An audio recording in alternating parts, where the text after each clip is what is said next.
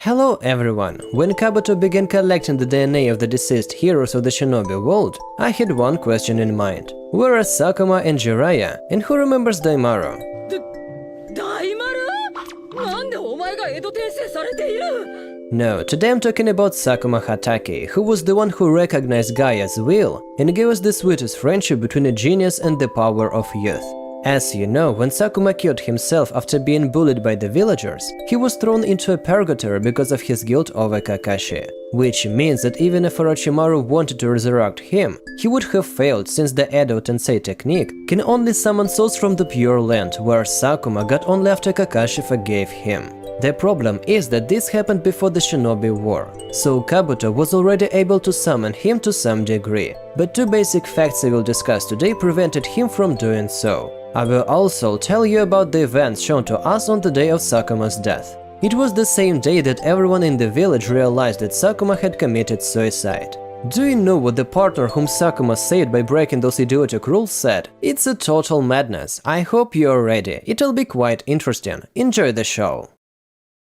After Sakumo went to the Pure Land, Kabuto had a good chance of resurrecting him, but he did not do so for only two reasons. First, Kishimoto did not want to ruin the one-touching encounter between Kakashi and Sakumo. This is similar to the case with Jiraiya, where Kishimoto stated repeatedly that he did not resurrect Jiraiya to avoid damaging his legacy.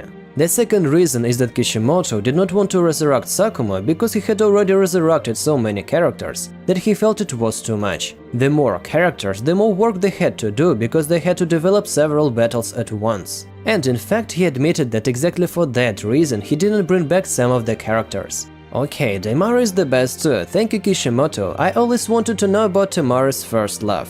In 2014, Fuji TV interviewed Kishimoto and asked him the following.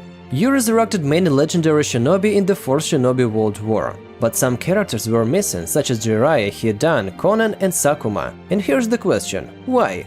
And that is what Kishimoto said. That's right, there weren't many characters who were quite relevant at one point. It was difficult for me to resurrect them because there were already too many of them, and the work to be done was enormous. As for Jiraiya, I didn't want to revive him just because his death helped Naruto understand Sasuke's loneliness. I didn't want to destroy Jiraiya's legacy.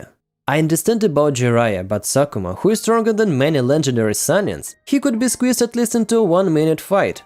Few knew, but he was the contender for the position of the 4th Hokage, simply because he had the fame, strength and experience necessary to lead the village. In Naruto's 240th episode of manga, Obito asked Minato why Kakashi is so obsessed with enforcing the rules. The chapter specified that Sakumo has been a genius since childhood. He had the power even greater than those of the legendary Saiyans. The conversation between Obito and Kakashi was like this. What's the matter? I know teamwork is important, but Kakashi dismisses me and says I'm no good at anything. I admit that Kakashi is strong, but… Well, Kakashi's father was stronger than many of the legendary Saiyans, so it's no surprise that when he grew up around such a shinobi, the demands he sets for others are very high. Now I'll tell you a very touching scene from the official Kakashi Ritsuden novel. Because in it, Kakashi remembers his father's funeral and it's really sad. Even during the funeral, standing at his grave, people kept criticizing him for saving his comrades instead of carrying out the mission. You have no idea how angry I was when I read this. The scene begins with Kakashi sighing and remembering the day his father was buried. Kakashi was less than 10 years old that night. He remembered the coldness accumulated in his chest, as it seemed as it was yesterday. Kakashi found his father's body and was the one to inform Hokage of his death. Sakumo was quite popular, so many people came that night, but most of them despised him. Kakashi held on as best as he could. When he was sitting in the back of the room and hearing these vile voices condemning the dead Sakumo, one of them said the following. Of course it wasn't our fault, we didn't ask him to save us, he didn't complete the mission on his own free will and it was his own fault. Do you know what the most shocking thing was? That was the same partner that Sakumo saved by breaking a rule for him. Kakashi heard all this, but he restrained himself and stayed in the shadows. When he started to think about what was right and wrong, he wanted to lose his mind. If he has accomplished the mission and eliminated the enemy, Sakumo would surely have remained alive. The next day, the number of people at the funeral noticeably decreased. After the short ceremony was over, Kakashi went home alone. He was very tired, he felt uncomfortable because his eyes hurt terribly, and his head and body were weak.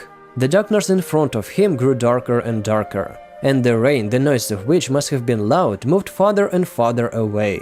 Nevertheless, he could not stop thinking about it, and he did not care about other things. Suddenly, his legs became weak and he fell, but Minato managed to catch him. Kakashi then said, "My father broke the shinobi rules and paid the consequences." Minato interrupted him in a strong tone, and then Kakashi added, "The ideal of shinobi is to follow the rules. My father was unable to put aside his feelings when carrying out the mission." From that moment on, Kakashi became obsessed with following the rules. After only a few years, Minato became his teacher and formed a team of 3 with Rin and Obito. But rules and regulations are not everything. Kakashi learned from his teammates that in the ninja world, shinobi who breaks the rules is considered to be a scum, but a shinobi who betrays his comrades is worse than a scum. And it was through the words of his comrades that he was able to understand and accept his father's actions. Minato and Obito firmly believed that Sakumo's actions were the right thing to do. However, Kakashi didn't realize this until he lost everyone he cared about. If there are those who still underestimate the Konoha's White Fang, just know this. His name terrified the enemy as much as the yellow flesh of the leaf. He had Tanto's unique blade. In simple terms, it was a short sword. During Kakashi and Obito's mission to save Rin, an enemy of Jonin's level noticed this katana in Kakashi's hands and was visibly frightened, thinking it was Konoha's White Fang. Later, when he realized it wasn't him, he regained his confidence, but he still got his ass kicked by Kakashi. Why did Sakumo kill Sasori's parents? It was during the Second Shinobi World War. Hidden Sand and Hidden Leaf villages were at war, and that's when Sasori's parents were killed by the Konoha's White Fang. This is the reason why Chiyo attacked Kakashi as soon as she mistook him for Sakumo. There's no particular reason why he killed them, since it was during the war. Also, this was the same war where Sakumo refused and failed the mission to save his comrades and was rejected for it later. Be sure to write in the comments what you think about Naruto's childhood. It is very interesting to know your opinion. 咲いた花を見ていた慣れたふりをしていた